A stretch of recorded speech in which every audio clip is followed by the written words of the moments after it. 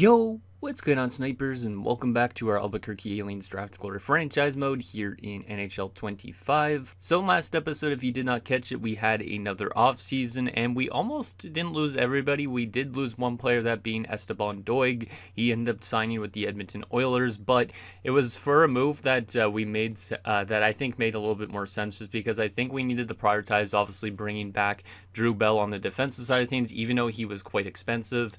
I think it was the right move for us to pay him $10.4 million because obviously if we let him go, we obviously drop off considerably in terms of our defensive depth. So I thought that was a good little move for us to make, even though it was very, very costly. We also did pay Gionta on a nice little contract, $9.175 for the next, I think it was 6 seasons, if I'm not mistaken. So we do got our goaltender locked up as well, just in case. Yeah, pretty much everybody is signed on this team for at least a few more years, and then we have some pretty big free agents eventually. Like Rick Him is going to want to get paid. He might drop off by then around because he will be 29 years old at that point, so maybe he starts to drop off and doesn't demand as much money. Capaduca is a pending free agent at the end of the year. That would be probably a big one if we end up losing, but we could obviously replace him at some point. Noreen is a pending free agent in a few years too as well, so there is a couple underlining things with that, but I think obviously we should be able to free up a lot of cap space within that bottom six, and hopefully we could obviously afford to hold on to the players we need to hold on to down the road as well. But this team should be good enough to make it back to the playoffs again and maybe go on a deep run again. I hope that we could go for back-to-back Stanley Cups, but I don't know if that's going to happen or not. It's really rare that you do win back-to-back Stanley Cups, so I'm hoping that at least we can maybe make it to a conference finals this year and kind of build off last year. But anyways, before we get into another season simulation, which will be the 2038-39 season, let's get in your guys' comments, see what you guys have to say about last episode, and then we'll make some adjustments to our lines and get it set up properly, and then we'll probably start up the season sim. We might actually look at some of the new faces on this team because I feel like it's been a few years at least since we've looked at some players and seen what they look like, so we might do that as well. So the first comment is from Brian the Sharky, who says, really should have let go of Lee, that $3 million down the drain.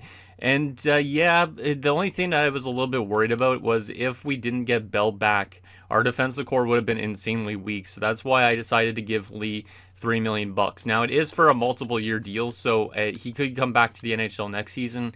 I don't know why he's only a 75. I think it's due to morale reasons, but obviously he could come back up here as well at some point. But it does suck to pay him $3 million, but he might honestly be on the defensive core next season because maybe we don't be able to afford Hurd or Tulipov back at the end of the season. So maybe he can get back into our lineup next year or something like that. Or if we suffer a lot of injuries this year, never know. This could be an injury-riddled season. Maybe he gets called up in one of these if one of these guys gets injured. So there is a chance that he could still crack our lineup. Yes, it does suck to pay him a lot of money, but it's important that we kind of hold on to our defensive depth that we have at the moment, because obviously we do not have a ton of good players in the minors in terms of defense. There is a bunch of 70 overall kind of guys, but it is still a little bit on the weaker end of things. There is a lot of potential down there, but you can see guys like Watson really haven't panned out.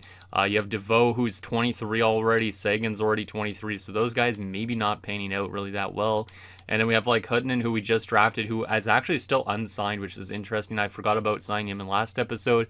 I think we honestly just keep him unsigned for the time being, just because the AHL has a lot of defenders down there.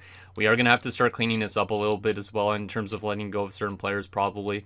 Because obviously Geisber's being a pending free agent, we should probably let go of him, so that way we don't have 12 defensemen in the AHL all trying to compete for different spots. So there is a bit of a logjam, but we don't really have that much depth down there, so that's why I brought back Lee just in case we want to get him back into our NHL lineup if there's an injury. The next comment is from Michael Dose, who says, defense looks awfully thin in the minors, need to really build that up via the draft. And it kind of does look thin, but not super thin. You can see there's a ton of players down there, all in the 70s and all that, so it's kind of deep in a sense too. But it is also kind of lacking the super good prospects. Hutton, I think, will pan out to being a pretty good defenseman for us. He should easily crack our blue line into 1 to 2 seasons. You also have Hunwick, who is probably going to end up making the NHL at some point. He's developed nicely. He's also still unsigned, which is interesting. I completely forgot about him as a medium elite that we drafted in the late rounds. So these two guys should pan out, I hope. Then you have some other guys that aren't really panning out, as I was mentioning earlier. Kavasha might not even pan out either as a medium forward. So I don't know if it's the coaching staff down there, but a lot of our defensive prospects don't seem to be developing the way we want to. So hopefully we can draft some more good prospects, and maybe we can find some good coaches in this upcoming offseason for the AHL. They'll really hope that that team grows a little bit more, because Right now, I don't think there has been as much growth in the AHL as I'd like. And the last and final comment is from Sour Taco says, you may have missed out on some steals, but the draft overall wasn't bad. Not sure how that Bell contract is going to age. You should definitely send Dag down to the minors and keep an eye on Kapitukas Morales. I think he's listed as a second line forward. This team should be still good enough to make another deep playoff run. So, yeah, I don't really know how that Bell contract is going to age, but I think it also just makes us stronger defensively, which is something we'd definitely be lacking if we didn't have him back, because Narena can't play that good defensively. He's a great offensive defenseman, but he's not going to be a super good defensive defenseman. You have Hurd and Tulipov, who've been okay defensively at times, but like aside from that, we don't really have much. Like Whitfield's an offensive guy, Mahalik's kind of like a defensive guy. Yeah, I don't really know if I fully trust this guy yet that he's going to be that great defensively. So locking up Bell and somebody that could actually play great defensively, I think it was the right move. He is listed actually as a top 2 defenseman too in his role, even though he's only an 87. So, and you can see his defensive stats are way better than everybody else on the defensive side of things. So I think it was important to give him that money, even though it was a little bit of a risk. But hopefully it doesn't make us lose anybody super important down the road. But he was also mentioning about Capaduca maybe being listed as a second liner.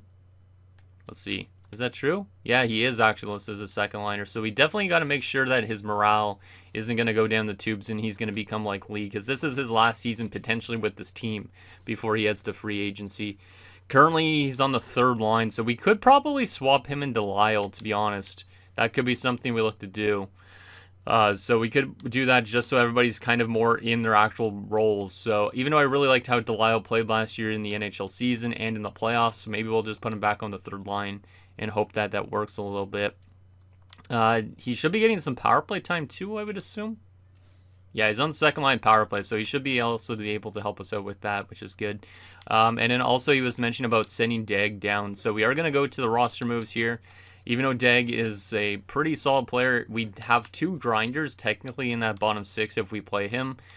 He is actually listed as an 81 and a third line checking forward now for some reason. In between episodes, his potential changed or his role changed, so this might make him lose a lot of morale getting sent down.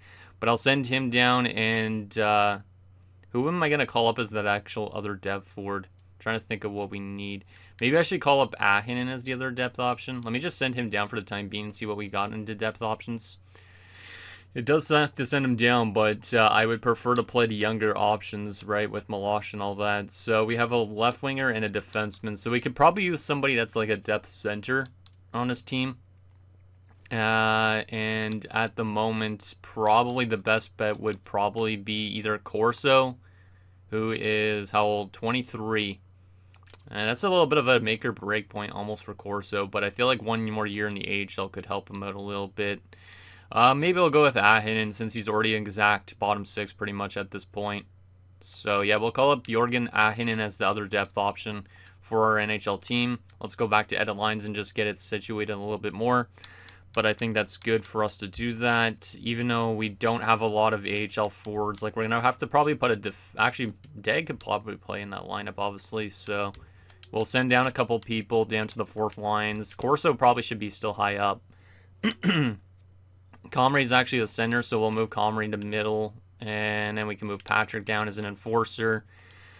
And Roth actually could probably be in that 3rd line spot. We'll put Patrick still in the top 6 because Patrick's got low elite potential as an enforcer, I think, if I remember right. And we'll get Dag just thrown into this spot here on that top line. I don't like really having him in the minors, but at the same time, it makes more sense to have the youngster in Doig in the lineup. So he could get called up at some point, but definitely a little bit of a tough decision right there. I don't also really like having Lambert scratched, but it has to happen. He's also listed as a depth forward, so he shouldn't lose too much morale. So this should be a good enough team to make it back to the playoffs again. And then honestly, for the playoffs, if some of these guys have rough seasons like Milosh or something like that, we could easily call Dag up for the playoffs and he could come back up here again. But for right now, we are going to run with that and hope that it works out for both teams in the NHL and also the AHL. Alright, so now that that is done, I guess I'll take a look at some of the new people on the team if I can.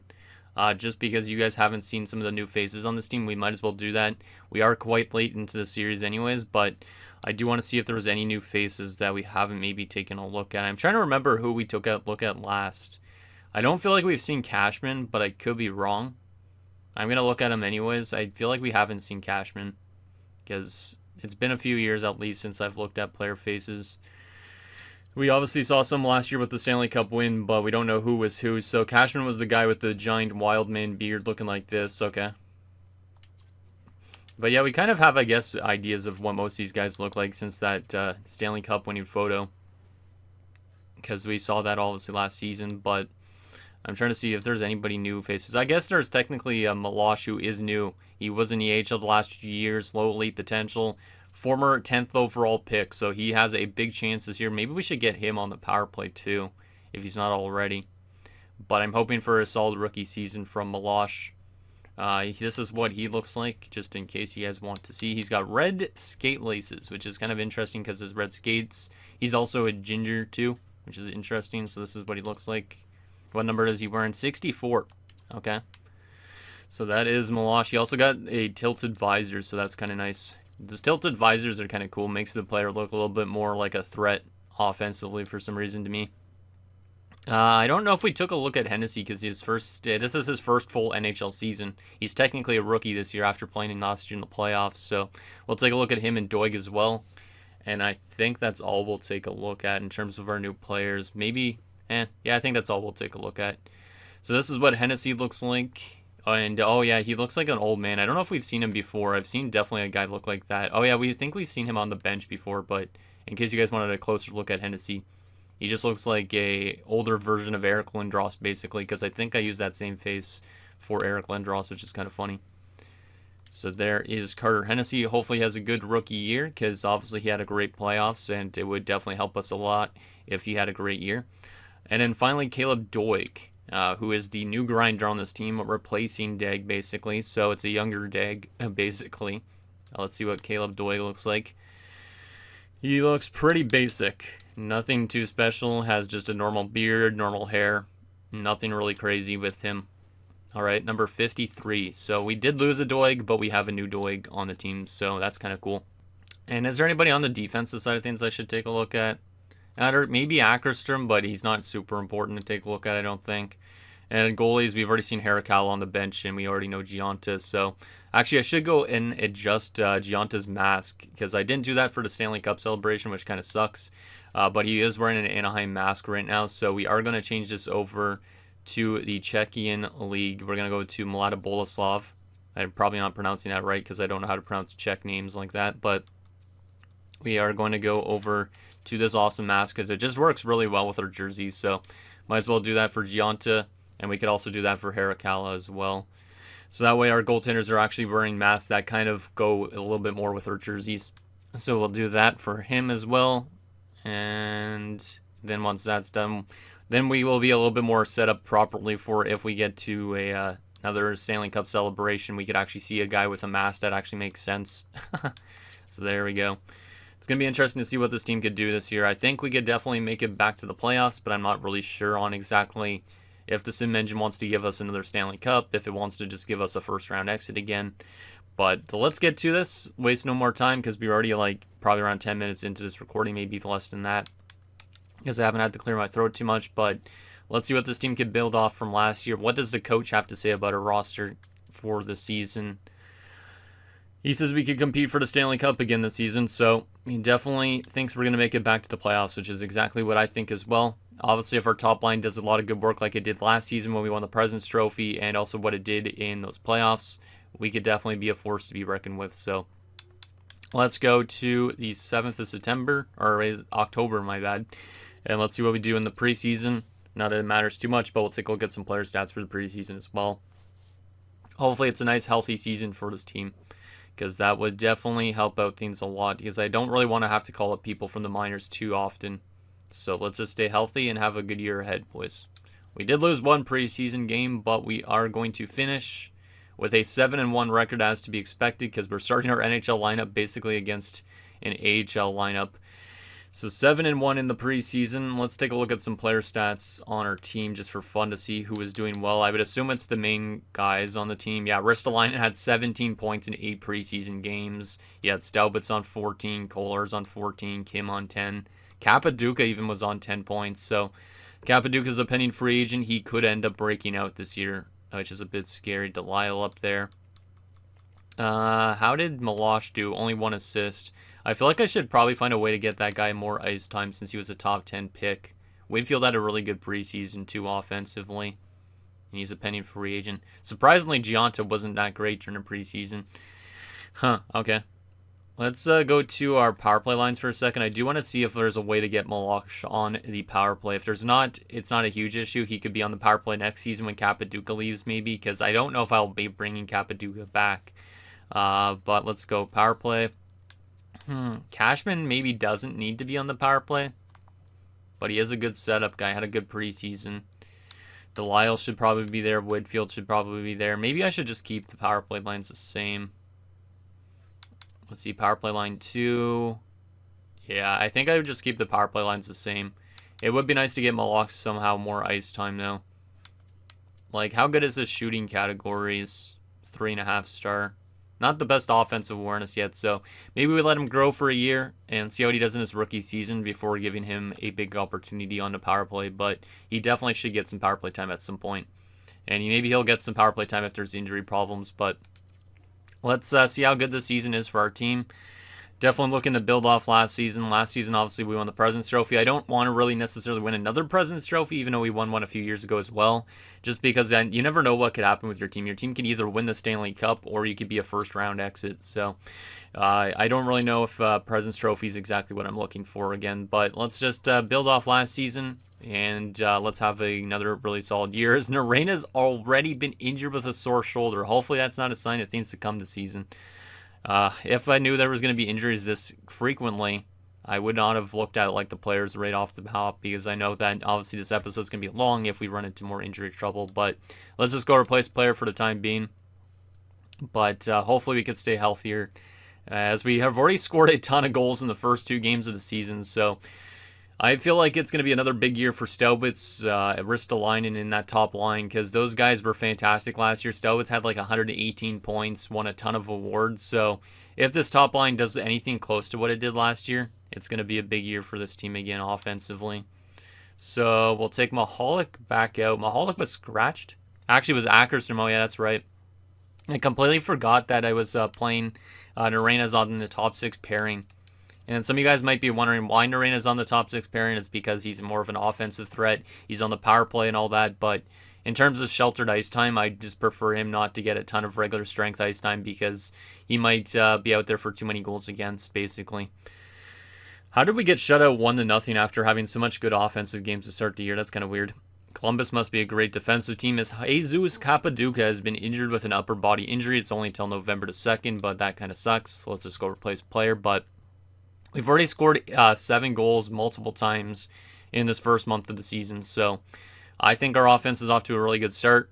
But yeah, I'm kind of curious on the individual stats. But obviously we'll take a look at that at the end of the year. But 6-2-2 in our first 10 games. That's a really good start. Maybe we're going to win another President's Trophy this year. Maybe not. But let's keep it rolling. We get to play Edmonton next, which has Doig, and they're off to a terrible start. Like I mentioned, I think when we looked at where he was situated in Edmonton's offensive core, he was on their top line, but Edmonton seems like a team that is not going to have a good year. So I don't really know why he signed there, but hopefully he could still have a solid year for the Oilers, because I did like Doig here, but he was kind of one of those players that was just demanding a bit too much money, kind of similar to Del Monte when Del Monte left us, and obviously Tuzolino too, because I did like Tuzolino for the most part, except for his defensive play in those last few games of his time with us before he went on to Florida. So a little bit of a slow start to this month, but that's okay, because we don't need to be perfect this season. But we do still have a really good record at this point, and we've scored like 8 goals, like I feel like 4 times at least this season already, which is pretty insane. So I am kind of curious on how much points Staubitz has already. Like, he could be already on like a 30-point season, and we have not even played 20 games or something like that. I wouldn't be surprised if he was on 30-plus points already. But yeah, it could be somebody surprising, also leading us in points too by the end of the season. But I would assume it would be Staubitz that will lead us in points by the end of the year. But yeah, definitely not as good of a month, but that has us drop off to 3rd place in a division. Like I said, it's okay not to have a perfect season, because obviously President's Trophies make us kind of a little bit weird. 14-7-3 to start the year. That was really solid. So that's first 24 games. All right, let's continue to the end of December and see if we could have a bit of a better month in a sense than November, because November was a bit of a back and forth battle, it seems like. All right, let's continue to simulate. My voice just keeps on trying to die on me, so I have to keep on drinking more water to kind of combat it a little bit. But there's 2 wins to start the month. Evan Patrick was never injured in the AHL because he's an enforcer. He probably just got a punch in the face and was out for the rest of the game or something like that. But yeah, this team is definitely off to another good start. So yeah, I definitely think playoffs are happening this year again. It's just about obviously how long are they going to be for. As Capaduca has been injured for the second time already this season, so maybe that will make him not want as much this offseason, but I think we could still probably afford to let him go, maybe because we do have younger guys that could take over his spot, and he still might demand a bit too much money, but he's out till December 25th of 2038, so Christmas 2038. Let's just go replace player again, just because at least at the moment we are not having to reach into our AHL pool for players, which is good. There's another nice win. 7 goals again in a game. I feel like we literally scored 7+ goals at least 5 or 6 times now this season. So it's kind of insane how good this team has been offensively. And I'm kind of curious on which of these players is the leader in points. It's probably Stowitz, but it could be even Ristolainen. It could be randomly Kolarz. I don't think it would be Kolarz because he's usually the one that kind of flies under the radar. But it could be him. It could be the second line too with Rick Kim, honestly. But kind of curious on all the stats, but obviously we're going to try and our best not to look at that till the end of the year. There's another 7-goal victory. This team is cooking offensively. There's another 7-goal victory. We literally had 3 games that we won this month with 7 goals. This team is definitely scoring a ton. We probably are the best offensive team in the league. I would assume we're averaging like 4.5 goals per game or something like that right now. We're currently second place, only 2 points back at the Blues at the moment. All right, well, let's continue to simulate because I'm not going to go back and look at anything yet. I just want to wait till the end of the season at this rate. I could probably just simulate the entire season in one chunk, but I do want to also take a look at if there was any deadline deals and stuff like that, so we'll do that obviously in this episode. There's 10 goals in a win, and fractured jaw for Andrew Whitfield. Damn, man, that sucks for him. He's probably having a good year offensively, too, because he's getting power play time. But let's go replace player on that. But he fractures his jaw. Wonder what happened to him. Like, did he get punched in the face or something like that? Was Alvin Ashton injured actually in the AHL? He was not. Okay.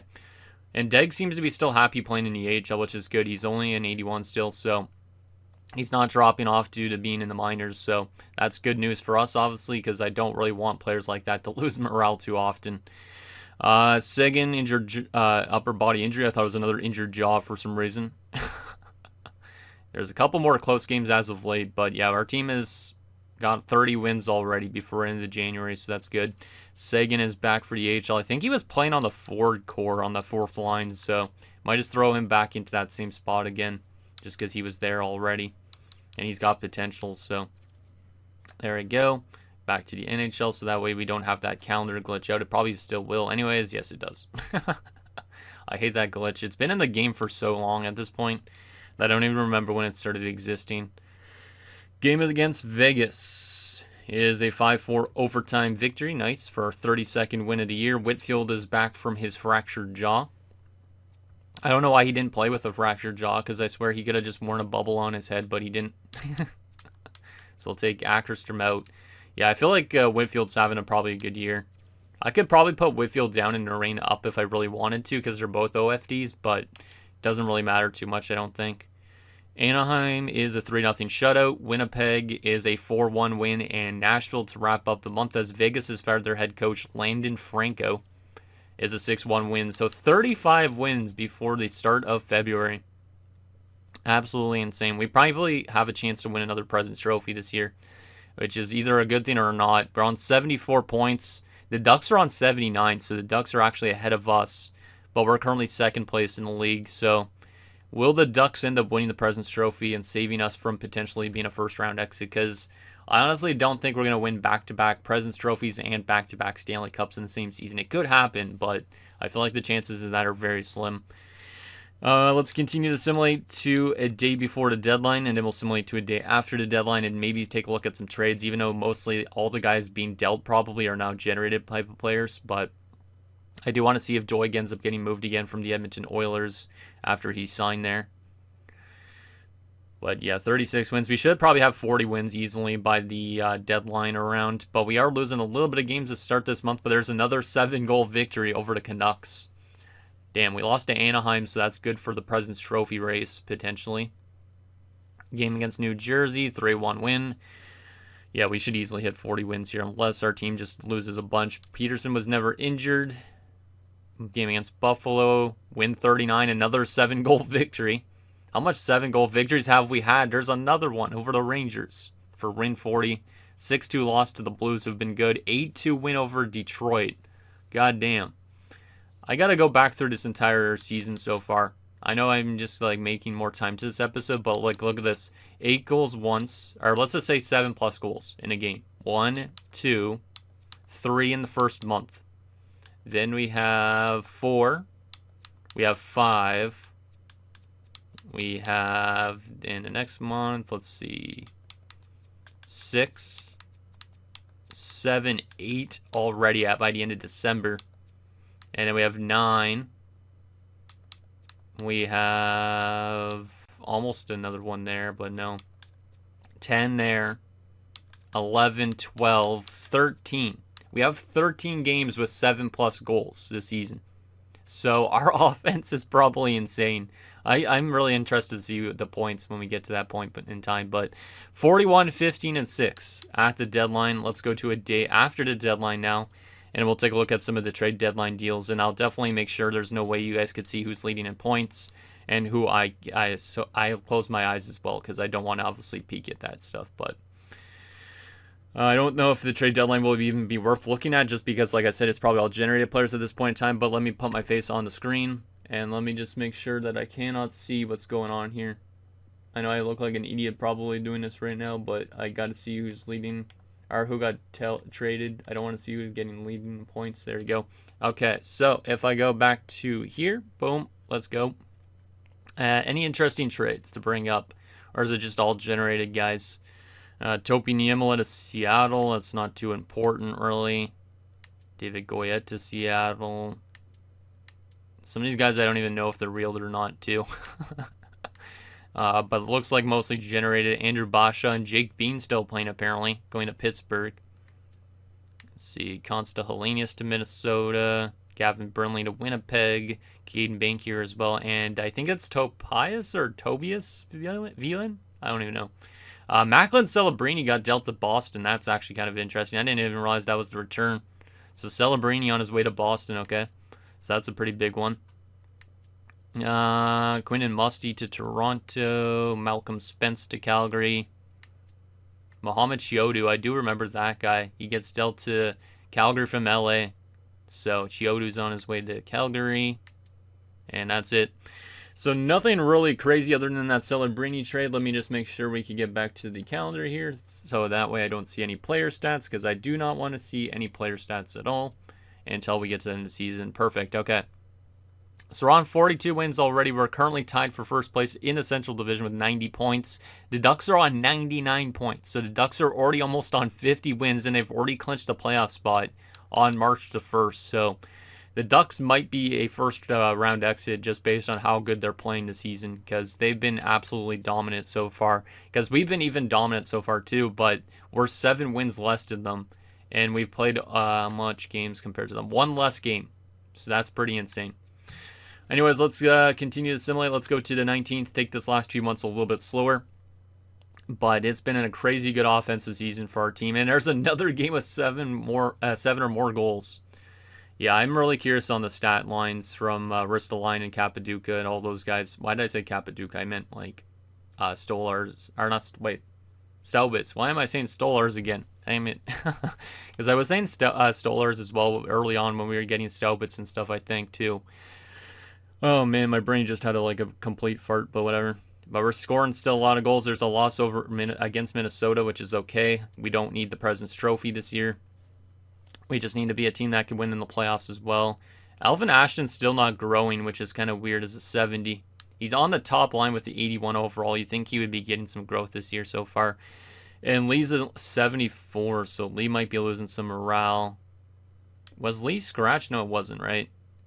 Lee's on 14 points this year in the AHL. Is he not happy playing in the minors? No, it's individual performance that's dragging him down right now. Kind of curious on that. All right. So that is all good to go. Let's go back to NHL. And let's continue to hopefully win more games and score more goals again. There's another win. We are definitely hitting 50 wins this season. There's a chance we could get 60. Whitfield has been injured again with an upper body injury. He's out till March the 18th. So a bit of an injury-riddled season for specific players on the team, it seems like. Whitfield's been injured multiple times, same with Capaduca.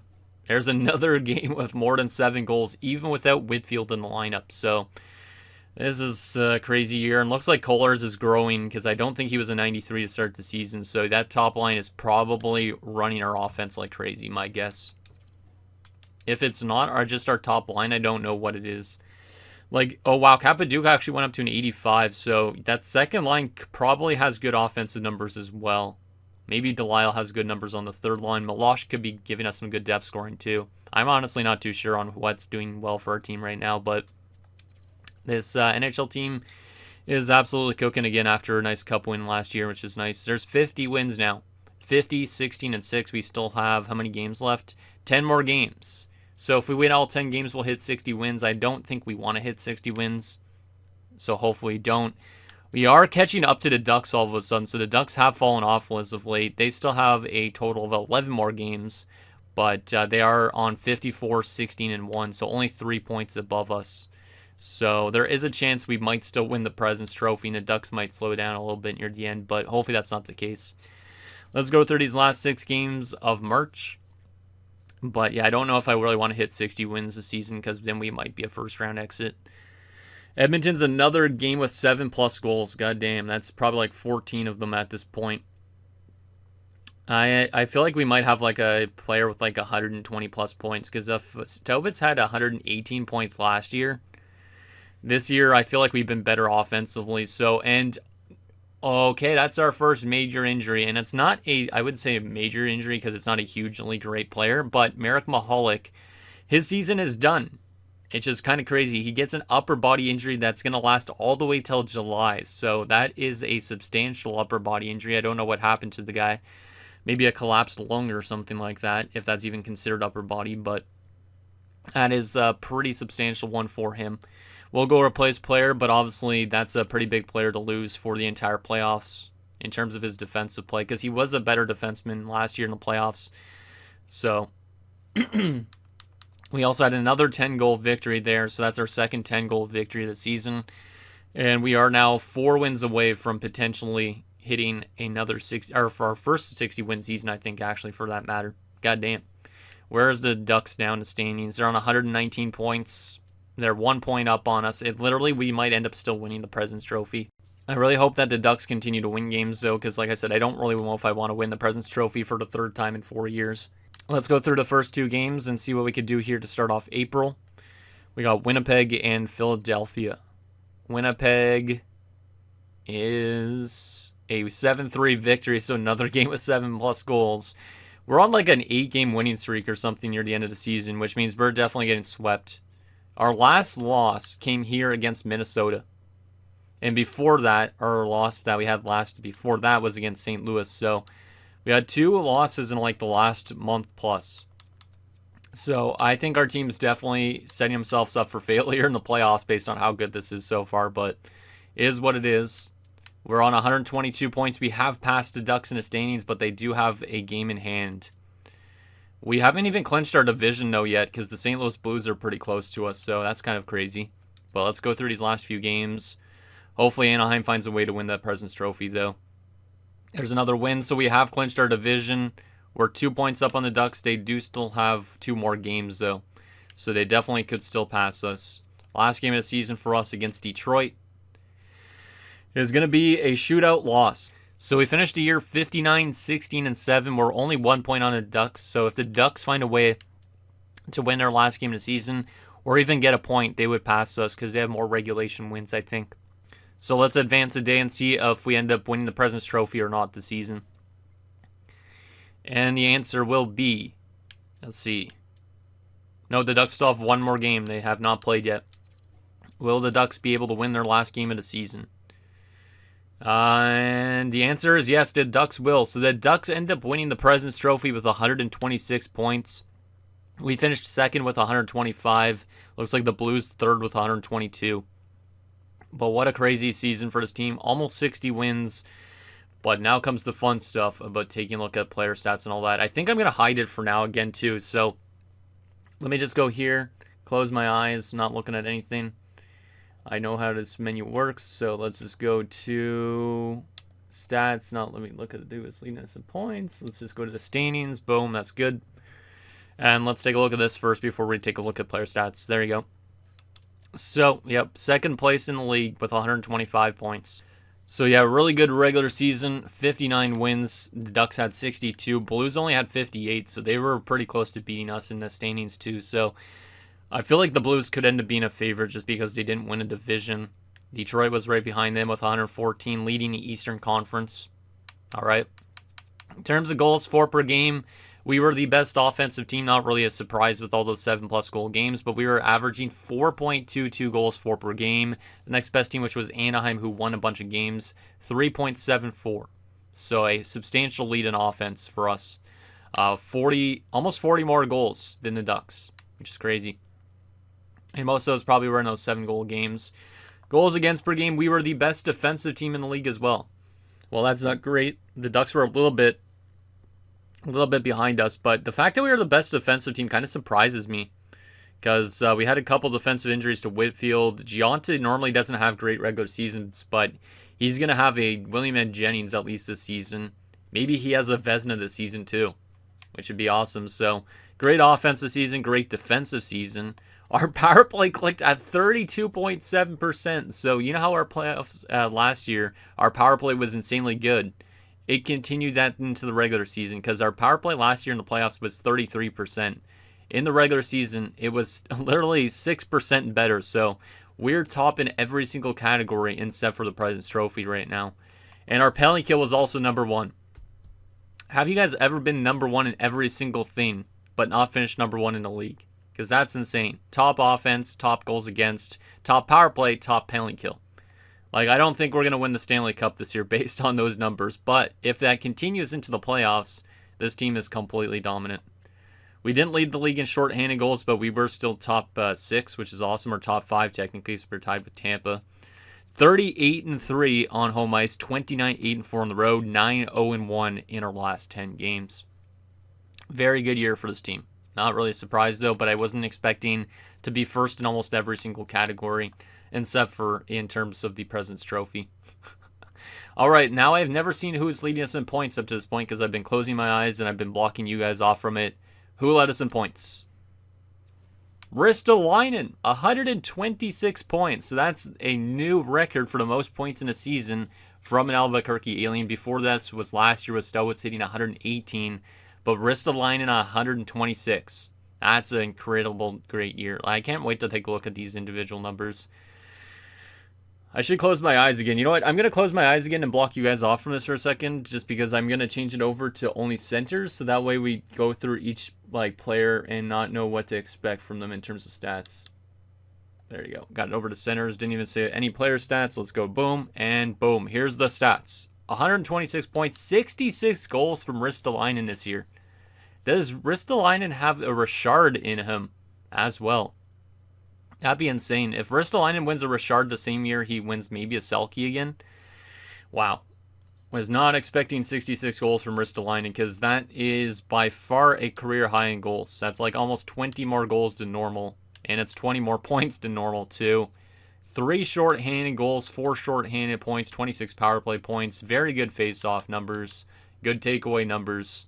Will be interesting to see if he wins the Selke again this year. But if he has a Richard in him this year as well, I'd be kind of surprised because he's known more for his defensive play and also solid offense. But 66 goals could lead the league unless Stowitz has like 70. Kim has 73 points, 21 goals, 52 assists. Didn't miss a single game. Good year from him. That's also, I think, a career high. Yeah. Tied for a career high, actually, for that matter. But he isn't becoming really that crazy goal scorer that I was hoping he'd be because he's a sniper, but he has been very good in terms of assists and all that. We have Cashman on 66 points and 35 goals. Big year from Hector Cashman. A lot of power play points as well. kind of glad I did not take him off the power play, because that's a fantastic year for Hector.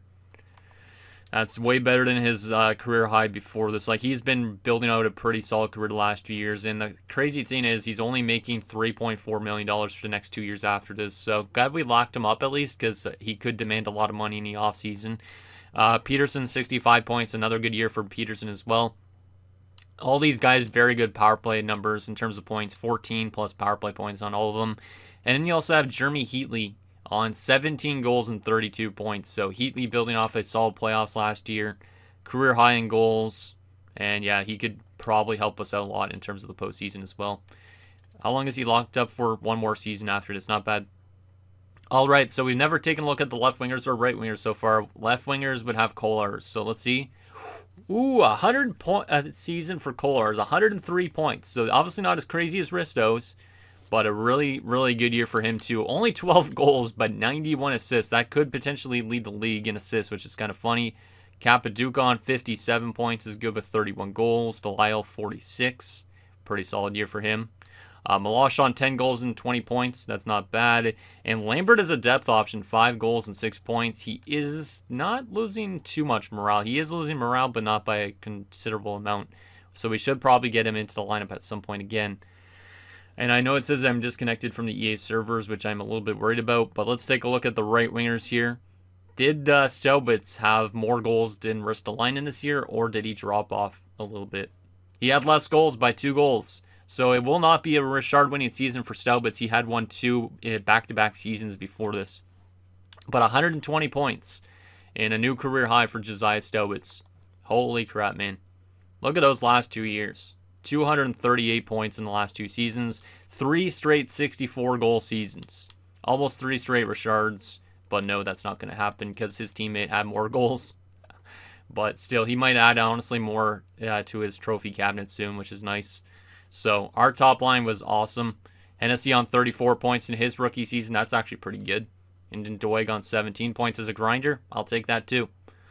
From a defensive standpoint, Whitfield had 53 points in 75 games. So Whitfield is starting to become a pretty damn solid offensive defenseman, which is not great because he is a pending free agent. He is making barely any money right now, but he is going to probably get a lot of statistical growth and demand a ton of money in the offseason. So there is a chance this could be his last season with our team. Narena hit 49 points. Somehow was a plus 20. So good season for him in plus minus. We had Bell on 39 points. Tulipov on 32. Just the plus minuses on this team are insane. Mahalik had 20 points before his injury, and obviously he's out the entire playoffs. Hurd 15 points. And Ackerstrom played 15 games but was plus 7 in them. So Ackerstrom doing pretty well for us defensively as well. And in goaltending perspective, Gionta could have his first career Vezina. 48, 12, and 6, 4 shutouts, a .917 save percentage, and a 2.52. And in Heracala, an 11-4-1 record with 3 shutouts as a backup goalie, a .917 and a 2.34. So, yeah, we definitely have the Jennings. It should be also a chance, though, for a Vezina for Gionta, which is awesome considering we just gave him that big contract in the offseason. So definitely worth bringing him back after that. But let's take a look at stats around the league here. See who led in points and all that. So Ristolainen led in points. Staubitz was number 2 in points. And then next closest guy had 111 points. So Ristolainen was on a different planet in terms of point production. And then you can see all the way down here, Kolarz is just outside of the top 10, I think. But it is not going to be a Richard winning season for Ristolainen. Apparently, Larmour had 70 goals, and that will lead the league. So Ristolainen finishes 2nd goal, Staubitz finishes 3rd. Both of them are the top 2 point getters. But, yeah, Ristolainen basically gets an Art Ross, and the other 2 don't get any other awards, I don't think. Which kind of sucks, but it is what it is. Let's take a look at some defensive stats for fun. Defensively, Axel Sandin Pellikka. I mean, this guy's having apparently a really good World Juniors, but 80 points, 82 games. He's probably going to win a Norris Trophy this season. And look who's up there as well for the Florida Panthers. Bradley Tuzolino, 73 points plus 26. Isn't going to be enough. I think Sandin Pellikka, at the age of 34, is going to win a Norris. So that's interesting.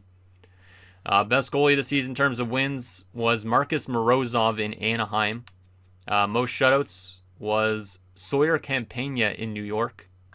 Best save percentage by a starter. Strudwick at the 922 through 57 games. Jackson Strudwick left the LA Kings. Interesting. Okay. He's now in Boston. Nisimov up there with a 919 for 39 games. But Giunta with a 917 through 68 games. Does he beat out Strudwick, or is Strudwick going to win another Vezina? I think he's already won a couple, right? No, he's never won one, but he signed a big contract with the Bruins in the offseason. Best goals against average by a starter is going to be Giunta. I feel like Giunta has definitely a chance to win the Vezina this year, unless Strudwick gets it, but interesting. Most goals by a goalie, nobody. Assists is Vegetti, Cope, and Funk. Interesting names. Best rookie of the season for points was Radoslav Holtan, who was the franchise guy that went first overall. He had 55 points, Edlund with 44, etc. All right, so there is that. Let me just make sure this connection thing goes away because it's kind of annoying me seeing that red thing pop up. Okay, now it's away. Because I also want to take a look at the AHL briefly, how good they did in terms of point production. Just curious on that. So, wow, Jacob Watson led the team in points, but the AHL team is not making the playoffs. Look at those plus-minus results. Absolutely terrible defensive play, apparently, from this team, which is not great. But in terms of points, though, like Dag had a good season in the AHL. He could come back up for the NHL since we have, like, maybe roster spaces available. But 132 penalty minutes for him in the AHL. So definitely more aggressive in the AHL than he's been in the NHL, which is interesting. But the most penalty minutes, the enforcer, Evan Patrick, had 270. And he's actually listed as a fourth-line forward. So if we need a face puncher in our lineup, Evan Patrick could come up for the playoffs or for next season as an actual fourth-liner if we want to. And he might take too much penalties. That's the only problem. Like his discipline, where is his discipline? I'm trying to find it. Is a 77, so he might actually be okay in the NHL in terms of not taking as much penalties, but he's got an 88 aggressiveness, 98 strength. So this guy is an animal. Definitely probably led the AHL in penalty minutes as well. How much fights? Out of curiosity. How much fights? 39 fights. God damn. 39 fights. That's like 3 times the next closest, which was Janicki, of all people, with 13. Jesus. How much fights many fights did the rest of the league have? McIver had 38. God damn. So Patrick probably fought a lot of these guys multiple times, right? Wow. Well, Evan Patrick is a beast. He had more fights than the leading guy in the NHL, so would be interesting to have that in our lineup for sure, but I'm not too sure if it'd be worth it because he might take too much PIMs, but what a great year for this team. Likely we have multiple awards. We definitely have an Art Ross for Ristolainen, maybe a Selke for him, you never know. And then for goaltending, we could have a Vezina too. So, and a Jennings we already know we have for sure as well. So there's multiple awards coming to this team regardless. But the question now is, who are we going to be playing in the first round of the playoffs? It will be the Utah Hockey Club. Okay. It will be Utah. Didn't we just take them on last year, was it? Or was it the year before? Let me take a look at this for fun. When was it that we played Utah? Yeah, it was last year in round number 2 that we played them. So we have played them recently. They went 47, 25, and 10, which is still a really good season. Obviously not as crazy as ours, but they definitely could be a team that beats us in the first round just based on the fact that we had such a great season all around. But let's take a look at a little comparison. Obviously, we're better than them in everything, but I am kind of curious on their stats. 3.71 goals for per game. That's not too bad. 2.89 goals against. That's not too bad either. So solid offense, solid defense. Their power play was 19.1%, so that was also pretty good. And their penalty kills is 82.5, which is a little bit lower end, but not by much. So in general, I'd say they'd have pretty good stats all around. Not as crazy as us, but that's okay. Let's take a look at their lineup now. We know that they have the leading goal scorer in the league, considering that Larmour guy, he had 70 goals or whatever it was. So that's definitely somebody we need to contain. But who else do they got? Cooley and Iginla are still there. So yeah, Logan Cooley, we have Larmour, and Joe Iginla. So yeah, that top line we need to watch out for. Last year, I think they were kind of quiet against us, if I remember right. But we definitely still got to contain them. Second line, Dylan Gunther, Jager Furcus, and Zachary Mitchell. I think I remember all those guys from last year. Third line, Justin Carbonneau, Roy Trevica. I feel like that guy might be new. And Yuri Dmitriev. and a fourth line of Jason Berehowski, Cooper Frank, interesting name, and Taylor Molson. I think some of these guys are new, like Frank and Molson. I don't think I remember them from last year. Yeah, Frank was in the AHL last year. Molson was also in the AHL last year. Trevika, was he here last year? No, he was in Edmonton last year. Okay. All right. Yeah, I think the rest of these guys were there last year, though. Defensively, Michael, why am I saying Michael? Probably because of Buchinger, but Michael Buchinger. They also have Chris Adamski. Was he there last year? He was, okay. What's your name? Ty Stevens. I don't think you were there last year. You were also in the AHL. So they have a lot of guys that were in Tucson last year. Mike Matthews and a top six pairing of Quinn Perron and Skylar Wolniski. All right. Or Wolniski. Is it Wolniski or Wolniski? I think it's Wolniski, but I don't know. That defensive core is a little bit weaker, so that could be a cheese team. This could be a cheese team based on that. And their goaltending, Spencer Knight at the age of 37. Still kicking it around. He was not there last season, so I don't remember who was, but Spencer Knight's been a good career playoff goaltender, so that's kind of scary. And then their backup is Tuomas Hentunen. So they don't have the strongest goaltending or defense. They have an okay offensive core, but I think they definitely could identify as a cheese team, which has me a little bit scared. And then from a scratch perspective, Nathan Gaucher's there. Glenn DeVries, I think he was in their lineup last season. No, he was in Ottawa last year. Huh. I don't know why I recognize his name. Feels like I've played him before in the playoffs. Maybe it was with Dallas. I don't know. It could have been with Dallas, yeah. And then Ruslan Kerimov. All right. So, yeah, definitely not the strongest team on paper, but they do have a very good top line, of course. And they're probably all getting paid a lot. That's probably why they don't have that great of depth. You have Cooley making $10 million.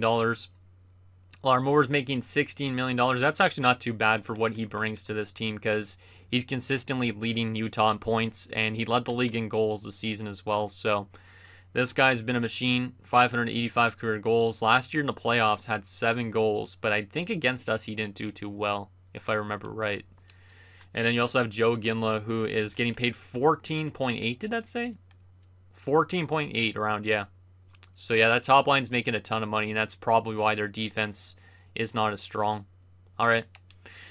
Well, anyways, guys, that's going to do it for this episode of our Albuquerque Aliens Draft to Glory franchise mode. So in next episode, we'll take it to the first round against the Utah Hockey Club as we look not to get cheesed. Obviously, we were first in everything during the entire season, which is pretty insane.